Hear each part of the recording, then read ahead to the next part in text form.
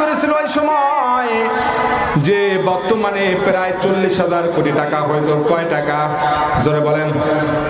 বসো, তুমি বসো, বসে থাকো, বসো, হাইটে বসো। বর্তমানে হইল প্রায় 40,000 কোটি টাকা হয়তো। এই পরিমাণ টাকা দিয়ে হযরত বেলালকে আযাদ করেছিল ওই সময়। দেখেন, তারপরেও তারা ঈমান ছাড়ে নাই। কিন্তু আমরা চা স্টলে 5 টাকার বিনিময়ে আমরা ঈমান বিক্রি করে দেই। একদল যদি এসে বলে, ভাই যদি কোনো কেউ ভোটে দাঁড়ায়, কোনো প্রার্থী এসে যদি বলে, আরে তোমাকে চা খাওয়ার জন্য আমি 10টি টাকা দিলাম, তুমি আমাকে ভোট দিও, বলে হ্যাঁ দিলাম। আরেকটি দল এসে চা খাওয়ার জন্য আমাকে 20টি টাকা দিল, বললো আমাকে ভোট দিও, চা খাও। আমি তারটাও নিলাম, তাকেও কথা দিলাম আমি তোমাকেও ভোট দিব। এটা হলো বড় মুনাফিক, এটা হলো সবচেয়ে বড় মূর্খ, সবচেয়ে বড় ঈমান চোর। ঠিক না? ঠিক। যে চার বিনিময়ে ঈমান ছেড়ে দেয়, ঈমানকে নষ্ট করে ফেলে। কিন্তু তারা ঈমানের দাম বুঝছে, হাজার কষ্টর পরেও তারা ঈমান ছাড়ে নাই। সাহাবা একরাম যে অল্প সময় সাহাবা একরামের বিবৃতি দিয়ে, সাহাবা একরামের এই ঘটনা দিয়ে, সাহাবা একরামকে দিয়েই ইনশাআল্লাহ শেষ করে দেব। খাব্বাব রাদিয়াল্লাহু তাআলা আনহু যখন আল্লাহ নবী সাল্লাল্লাহু আলাইহি ওয়াসাল্লাম যখন মদিনায় হিজরত করলেন, এই হযরত খাব্বাব রাদিয়াল্লাহু তাআলা আনহু উনিও মদিনায় হিজরত করলেন। কিন্তু মদিনার উপকূল থেকে কাফেরেরা হযরত খাব্বাব রাদিয়াল্লাহু তাআলা আনহুকে ধরে নিয়ে আসলো। নিয়ে এসে মক্কার জেলখানার ভিতরে রাখলো। আর হযরত খাব্বাব রাদিয়াল্লাহু তাআলা আনহুকে বলে, এই খাব্বাব, ঈমান ছাড়ো, না হয় তোমার খানা দানা বন্ধ করে দেব, তোমার খাবার দেব না। তো মক্কার কাফেরেরা তাদের সিদ্ধান্ত হলো, এই খাব্বাব যদি ঈমান না ছাড়ে তাহলে তার খানা পিনা বন্ধ করে দেওয়া হবে, তার খাবার বন্ধ করে দেওয়া হবে।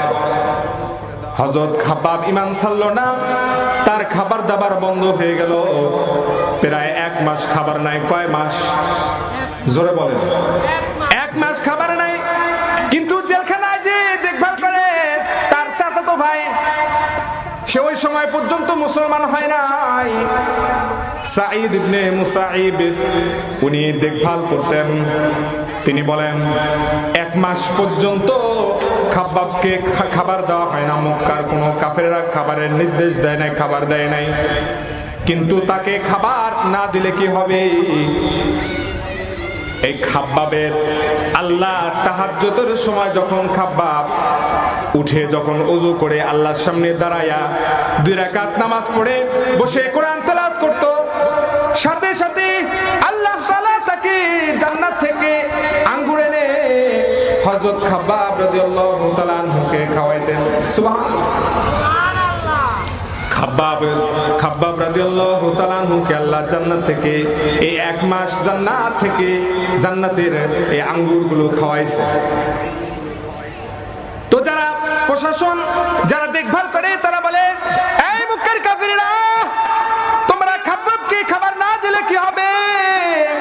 খাব্বাবকে তো খাব্বাবের আল্লাহ খাবার দেয়, তোমরা খাবার না দিলে কি হবে? খাব্বাবের আল্লাহ তো খাব্বাবকে খাবার খাওয়ায়। তো মক্কার ইয়েতে আইন পাশ হয়ে গেল যে খাব্বাবকে শুলিতে চড়ায় হত্যা করা হবে, তাকে মেরে ফেলা হবে। তাই করা হলো। সিদ্ধান্ত হয়ে গেল যে খাব্বাবকে মৃত্যুদণ্ড দেওয়া হবে। তো তাকে জানিয়ে দেওয়া হলো, খাব্বাব, তোমার কি মনের কোনো নেক আশা আছে নাকি? মনের কোনো আশা আছে নাকি? খাব্বাব বলে, আমার দুনিয়ার কোনো আশা নাই। দুনিয়ারও কোনো আশা পূরণ করার জন্য আমাকে জেলখানা থেকে বেরো করতে হবে না, আমার বাড়িতেও যেতে হবে না, আমার বাড়ির লোকজনকে খবর দিতেও হবে না। শুধু আমি 2 রাকাত নামাজ পড়ে আমি আমার মালিকের সাথে কথা বলবো, এই ব্যবস্থাটা তোমরা আমাকে করে দাও। তাই করা হলো। হযরত খাব্বাব রাদিয়াল্লাহু তাআলা আনহু ওযু করে 2 রাকাত নামাজ পড়ার জন্য দাঁড়িয়ে গেলেন। প্রথম রাকাতে তৃপ্তি সহকারে কোরআন তেলাওয়াত করে তৃপ্তি সহকারে নামাজ পড়তেছে, তৃপ্তি সহকারে নামাজ পড়ে। হঠাৎ আবার মনে হয়ে গেল কাফেরেরা তো বলবে খাব্বাব হয়তো মৃত্যুর ভয়ে হয়তো সে নামাজটাকে লম্বা করতেছে, নামাজটাকে সে দীর্ঘ করতেছে। তো হঠাৎ হযরত খাব্বাব রাদিয়াল্লাহু তাআলা আনহু নামাজকে খাটো করে ফেললেন। হযরত খুবাইব রাদিয়াল্লাহু তাআলা আনহু, দুইটা সাহাবী তো, একটা খাব্বাব যিনি হলো হযরত ওমর রাদিয়াল্লাহু তাআলা আনহুর ভগ্নিপতি ছিলেন, একটা হলো খুবাইব, যেটা বলতেছে এটা হলো খুবাইব রাদিয়াল্লাহু তাআলা আনহু। তো উনি 2 রাকাত নামাজ পড়ে কাফেরদেরকে বলে, কাফেররা আমাকে কোথায় শুলিতে চড়ানো হবে এই জায়গাটা আমাকে দেখায় দাও। তো ওইখানকার লোকজন যখন তাকে দেখায় দিয়েছে, এই খুবাইব ওই যে ওইখানে তোমাকে শুলিতে চড়ানো হবে, তোমাকে মৃত্যুদণ্ড দেওয়া হবে। তো সাথে সাথে ওই সাহাবী উঠে দৌড় মারছে। পিছন থেকে সাঈব ইবনে মুসাইব বলে, এই খুবাইব তোমার কি মৃত্যুর ভয় হয় না? তোমার কি মৃত্যুর ডর হয় না? তুমি জানো যে ওইখানে গেলে তোমার নিশ্চিত মৃত্যু হবে, তোমাকে মৃত্যুদণ্ড দেওয়া হবে, এরপরও তুমি কেন ওইখানে দৌড়ায় দৌড়ায় যাচ্ছ? ওই সাহাবী বলে, আরে আমি মৃত্যুর দিকে দৌড়াই না, আমি আমার জান্নাতের দিকে দৌড়াইতেছি। সুবহানাল্লাহ। তো তাকে শুলিতে চড়ায় দেওয়া হলো, 2 হাতে পেরেক মারা হলো। তো আস্তে আস্তে জল্লাদকে বলা হলো, জল্লাদ তোমার কার্যক্রম তুমি শুরু করো। তো সাথে সাথে তার একটা করে অঙ্গ কেটে ফেলা হইতেছে, কিন্তু তারপরেও এই খুবাইব রাদিয়াল্লাহু তাআলা আনহু হাসতেছে। সুবহানাল্লাহ বলি। সাঈদ ইবনে মুসাইব বলে, এই খুবাইব তোমার যে অঙ্গ কাটতেছে তোমার কি কষ্ট হয় না? খুবাইব বলে, আমার একটা অঙ্গের বিনিময়ে আল্লাহ তাআলা জান্নাতে আমার একটা করে মর্যাদা বাড়াইতেছে। সুবহানাল্লাহ। আর আমার যে 2টা পাকা কেটে নিয়েছো এর বিনিময়ে, আমার 2টা হাত কেটে নিয়েছো এর বিনিময়ে আল্লাহ তাআলা আমাকে এই জান্নাতি একটা পাখা আছে, এই পাখা আমাকে দান করবে, যে পাখা দিয়ে আমি উড়ে জান্নাতে চলে যাব। সুবহানাল্লাহ। তো সাথে সাথে তার অঙ্গগুলো কাটা হইতেছে। ওই সময় ওই সাহাবীকে বলে, এই সাহাবী এই যে এখানে তোমাকে শুলিতে চড়াইছি, এখানে যদি তোমাকে না চড়ায়, যদি তোমার নবী মুহাম্মদুর রাসূলুল্লাহ সাল্লাল্লাহু আলাইহি ওয়াসাল্লামকে চড়ানো হয় তাহলে কেমন লাগবে? সাথে সাথে হযরত খুবাইব রাদিয়াল্লাহু তাআলা আনহু মুখের ভিতরে কিছুক্ষণ থুতুগুলো জমা করে সাথে সাথে ওই কাফেরের মুখের ভিতরে চেহারার ভিতরে মেরে দিয়েছে। ওই সাহাবী বলে, আমি জীবিত থাকতে আমার নবীর একটা পশমে কেউ যদি হাত দেয় তাহলে তাদেরকে আমরা হালে ছেড়ে দেব না। সুবহানাল্লাহ।